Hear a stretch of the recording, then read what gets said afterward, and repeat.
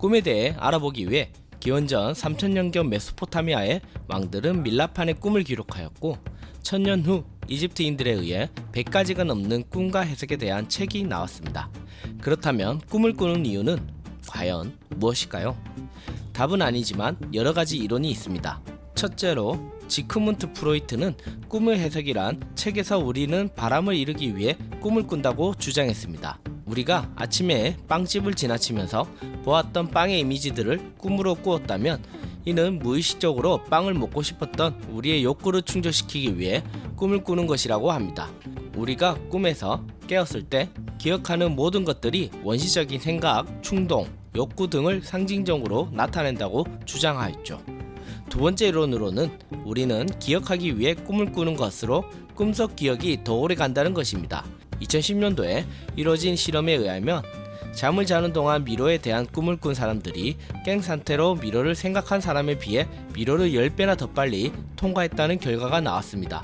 세 번째 이론은 우리는 잊기 위해 꿈을 꾼다는 것입니다. 역학습 이론에 따르면 뇌 속에는 1경계가 넘는 신경 연결이 존재하는데 깨어있는 동안 쌓인 여러 정보 중 필요 없는 정보들을 정리하기 위해 불필요한 연결들을 제거한다는 것입니다. 이러한 과정이 없다면 뇌 속이 연결로 가득 차 중요한 생각을 하는데 방해할 수 있다는 것입니다. 네 번째는 뇌가 재기능을 하기 위해 꿈을 꾼다는 것입니다. Continual Activation Theory에 의하면 뇌가 장기 기억을 계속 통합하고 만들기 위해 꿈을 꾼다고 합니다. 잠을 잘 때 뇌는 단기 기억을 장기 기억으로 변환하고 저장하고 이것이 꿈으로 나타난다고 합니다. 뇌는 완전히 꺼지지 않고 계속 일을 하는 것이죠.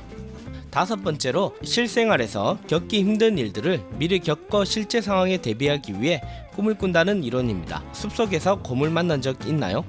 아니면 강도에게 무지막지하게 당하는 일이 있으셨나요? 실생활에선 겪기 힘든 일들을 꿈을 통해 미리 겪어봄으로써 실제 일어났을 때 훨씬 대응하기가 편해집니다.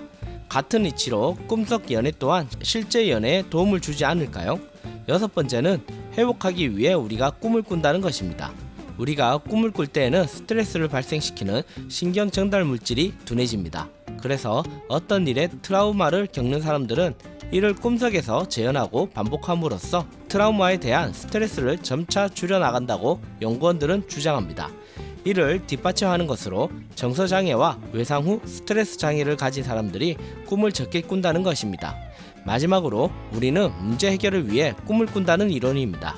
무슨 일이 발생했을 때 현실에서는 이를 해결하기 위해선 수많은 제약이 존재하지만 꿈은 다릅니다.